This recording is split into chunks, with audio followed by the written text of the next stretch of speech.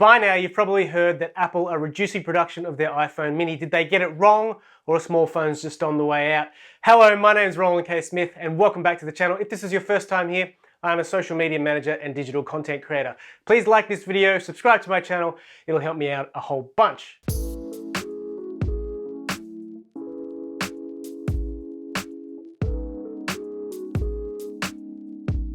Now, when Apple announced the iPhone 12 mini back in November, I thought this could be my unicorn phone. I'm a big fan of scaling things down to their essentials, keeping things compact, and here was a phone that didn't sacrifice on performance or features. So, needless to say, I was pretty stoked. I ordered one, took delivery of it, and then 48 hours later, I sent it back. So firstly, I do really like the Mini. I think it's a good looking phone. I like the fact that it's smaller and lighter. And that was my thinking when I purchased it. I thought if I can shave off a few grams, shave off a few centimeters, make up some more room in my pocket, then it's just gonna be one less thing for me to worry about in my everyday life. But the reality was, of course, that it was too small, because with a small phone comes a small screen. So when you're looking at a website or an app or anything like that, it never felt to me that I was getting the full readout of the website or the app, like I was standing too close to a painting at a museum, and it just ended up being a frustrating and confusing experience. The other thing was that the build quality, while excellent, I mean, Apple makes excellent stuff, the build quality of all of their products is quite good. But the Mini, to me, after coming from the iPhone 11 Pro, which was my previous phone, it just felt a little bit cheap. And I think that was because of the aluminium rails compared to the Pro's stainless steel rails. It was lighter, and I know that it's a complete illusion to associate quality with heft, but that's just how I felt when I was holding the Mini. It felt almost like a toy. Now, there's no question that night mode on the 12 is an improvement over night mode on the 11. I'll flash up some examples so you can have a look. But the regular camera in good light, I didn't think there was that much of an improvement. Like, maybe it is a little bit better. I sort of couldn't tell if it was just the new shiny thing and I thought the photos were better, or if the photos were actually better. But as a photographer and a social media manager, if I did think that there was a significant improvement in the everyday quality of the daylight photos on the 12, I would have kept it. But instead, I was more than happy sticking with my 11 Pro, because obviously I want my stuff to look as good as it can, but I just didn't feel that it was worth it. And especially when I'm uploading my photos to Instagram, where they compress the hell out of your photos anyway. Unlike Twitter, which is, shout out to Twitter for doing a really good job of not compressing photos on their platform. Now, speaking of being a digital content creator and social media manager, in the world of social media, our phones are sometimes our primary device. We can use them for emails, GPS, taking photos, posting, checking analytics, all sorts of stuff. And for me, especially, like sometimes I can be out on the road or taking meetings with different clients, traveling, anything like that. So I really do rely on my phone and the battery life on my phone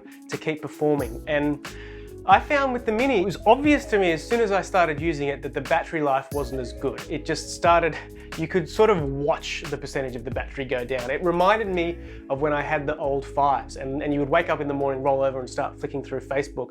And by the time you got out of bed, it was on 86%. So it sort of felt like that. So that gave me cause for concern, especially since my iPhone 11 Pro, even with its 18-month-old battery and it's down to like 93% capacity or something, is still performing all day, no problems. Now that's of course no surprise, because with a smaller phone, you get a smaller battery. And by all means, you can use this phone. If you love this phone and you want to use this phone, and you think battery life is going to be an issue for it, you can work around it. It just means that you have to know what tasks you're going to do with your phone, and you have to manage the battery life, or you have to bring like a power pack, or you have to be able to plug in. Now, for some people that's much more realistic. For other people, it's not something that they want to deal with. Even my mum, who has the iPhone 12 mini, she tells me that the battery life isn't as good as her previous iPhone XS. And I mean, you know, like I love my mum and all that, but she's not a power user. You're not, Mum, because she can't even send videos through like message. Anyway, so she's telling me that she has to charge it every single night, whereas her iPhone XS was getting her through 2 days now, no problem. Now, it doesn't bother me charging my iPhone every night. I'm used to it, and that's just what I have to do because I am hammering the battery, I'm taxing it hard, but I know that and I accept that. But that makes it even more important that I can get through that whole day. So if you're like me and you use your phone for work, or you're just on social media a lot, or you play a lot of games, then perhaps the iPhone 12 mini is not for you. Who is this phone for? Well, I actually think it's a good phone for people like my mum. I think it's a good phone for people that are still holding on to their 5s or their original iPhone SE, and they haven't wanted to jump to a bigger phone because they just feel that, I don't know, a phone's not that much part of their life, or they like the smaller form factor. So this phone is definitely for them. For everybody else, I think maybe look at the other phones in the iPhone lineup. I think look at the 12, the regular one. That's a really good deal for what you get compared to the 12 Pro, which is it's pretty similar. It's pretty similar and a lot more expensive. That was my iPhone 12 mini story. I just couldn't deal with the small size, despite the fact that I was really excited for it, and I thought that I was going to love it. So I sent it back. Fortunately, Apple has a really good return policy. They let you return things within, I think, 14 days or something. Check in your country to suss that out. I don't want you buying things and thinking you can return it and getting stuck with a huge bill. If you're on the purchasing journey and you've stumbled across this video, thank you so much for watching. I hope you've enjoyed some of my opinions.